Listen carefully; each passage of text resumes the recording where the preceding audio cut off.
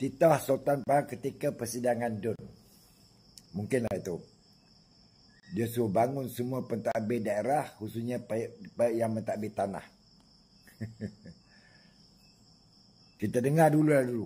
Kita dengar dulu sebisa petikan daripada titah baginda Tuanku Sultan Pahang. Kita dengar dulu. Ini ada pentadbir kan. Sila bangun sikit nak tengok kat mana duduk. Pentadbir daerah. Sebab ucapan saya ni nak tuju khas kepada pentadbir-pentadbir. Dengar baik-baik. Kita ingin menegaskan pentadbir tanah di semua peringkat wajib menjadi benteng hadapan, bukan boneka yang diperalatkan. Jangan sekali-kali berkompromi dalam hal yang melibatkan kedaulatan undang-undang negeri. Jangan terpedaya dengan naratif kononnya pencerobohan itu atas nama kebajikan atau perjuangan rakyat. Undang-undang tidak boleh dipilih-pilih untuk dikecualikan mengikut siapa yang bercakap paling lantang atau siapa yang berani menekan atau yang paling banyak menghulur. Pentadbir tanah sepatutnya menjadi perisai negeri daripada sebarang pencerobohan dan salah laku, bukan menjadi pelindung kepada perbuatan terlarang yang dihalalkan dengan alasan retorik. Beta tidak akan sesekali berkompromi jika ada yang mengkhianati amanah dengan menjadi ejen pencerobohan yang terang-terangan mencabar kelurahan undang-undang negeri ini. Itulah tadi sedikit sebanyak apa yang dititahkan oleh Tuanku Sultan kepada anggota Dewan dan penjawat awam di negeri Pahang. Baginda Tuanku amat murka dengan apa yang berlaku sehingga bertitah sedemikian. Saya bercakap ni bukan hanya Pahang. Kalau macam di Raub tu 4,000 hektar lebih. Konon-konon tanpa dapat dikesan.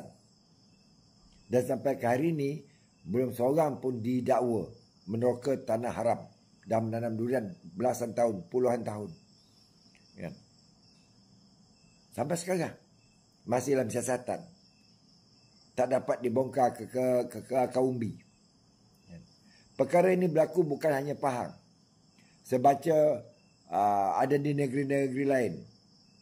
Mana negeri-negeri yang berada di bawah naungan Malaysia seperti Selangor, Perak, Negeri Sembilan, Kedah, Kelantan, Terengganu, walaupun mana pun, benda sama juga berlaku.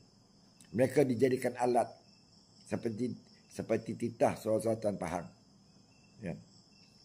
Di sini ada dua perkara. Yang pertama jawatan, yang kedua amanah. Mereka boleh memegang jawatan dengan gaji yang tinggi, dengan kuasa yang besar. Tetapi mereka gagal menjalankan amanah yang telah diberikan kepada mereka menjaga harta rakyat ini. Berapa ramai, berapa banyak yang terbongkar percubaan menukar tanah Rizab Melayu kepada pegangan bebas. Dan banyak juga tanah Rizab Melayu bertukar tangan tanpa menukar pegangan. Tanpa menukar status. Berlaku baru ni. Dan berbagai alasan diberikan oleh kepimpinan. Ini masalah dia sebenar. Kita tidak tahu apa yang sebenarnya yang berlaku. Kita tidak tahu sebab apa. Gagal menjalankan amanah. Sayang kepada jawatan tapi tidak amanah. Ini punca dia. Kalau mereka amanah, perkara-perkara sedemikian tidak akan berlaku. Apa jua penyelewengan yang berlaku dalam pentadbiran. Kita sebagai rakyat kecil cuma boleh bercakap. Tapi sebagai rakyat kecil kita berhak tahu apa yang sebenarnya berlaku di dalam satu-satu pentadbiran. Sebab kita yang melantik mereka. Yang melalui undi yang kita undi setiap 5 tahun.